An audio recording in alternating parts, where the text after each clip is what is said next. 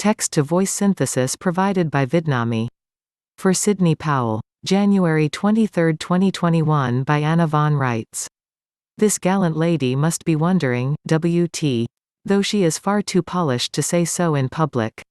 She has been pulled into the inner circle and shut out, pulled in and shut out, and given, the Waltz Me Around Again, Willy, for 3 solid months, and she has to be wondering, what's going on? What does it all mean?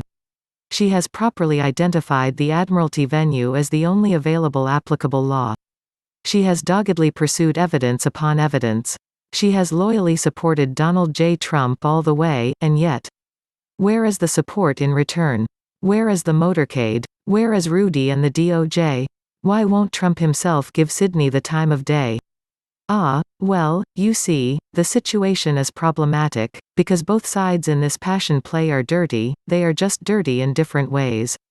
Every dirty deed and fraud done by the popes and the HRE boys is matched pretty much head to head with dirty deeds done by the British territorial US military. And of the two, the military is actually most at fault, because they have been in control since 1863 and have been occupying this entire country as an international military protectorate the entire time. Joe Biden may wear cotton candy underwear, but there are generals and admirals who aren't far behind him. Most people both inside and outside the U.S. military support our troops to the nth degree, and for the most part they deserve that loyalty and respect. There are, however, many issues with respect to their performance, or lack of performance, on behalf of the American people. They have been on our payroll for 150 years with the simple job of protecting us and our borders, and you can see for yourself that we have instead been preyed upon by our own grossly misdirected military. It was the U.S. Navy that transported all our gold offshore for safekeeping and never returned it. It was the U.S. Army that set up the carpetbagger, foreign jurisdiction courts that have been used to harass, pillage, and plunder innocent Americans for the past 160 years. It was the joint decision of all branches to recognize that thing in Washington, D.C., as the civilian government they owed allegiance to, while failing to come to the aid of their actual employers and failing also to fully inform us, the American public, about what was actually going on. And let's face it, it is pretty hard to run 900 military bases in every corner of the world and operate only God knows how many illicit business operations, from drugs to prostitution and child trafficking and arms sales, without committing crimes and full well knowing that you are committing crimes.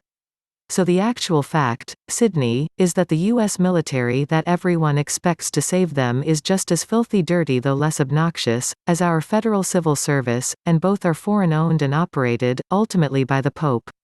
And both sides, both corporations and services, that is, the U.S. military service and the federal civil service, are pointing fingers at each other and threatening to go to war against each other, but they are both guilty and both desperately in need of amnesty from their actual employers, the American states and people. Both are acting like scared and mean-spirited children, trying to bluff out this circumstance, and neither one have a leg to stand on with respect to the fraud, pillaging, trafficking, and other crimes against our actual civilian populace that has gone on here. And while they posture and insult each other, we've told the Pope as their employers that they are forbidden to start any fight with each other on our land and soil, so the ultimate owner of both service corporations has no excuse for misunderstanding or allowing any conflagration to get started.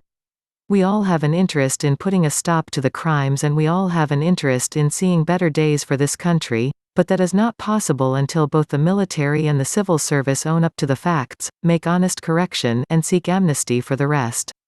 Now, isn't that a pretty kettle of fish? They are not welcoming your help with open arms, Sidney, because they are all, on both sides, still trying to hide and deny their own guilt and complicity.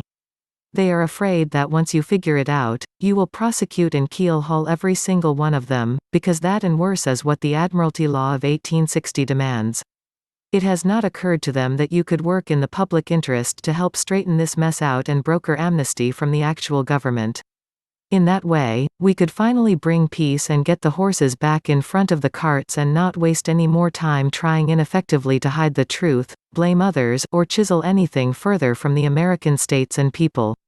We need our prodigal employees to stop squabbling and get back to work, operating in good faith, and under the direction of the actual civilian government in this country.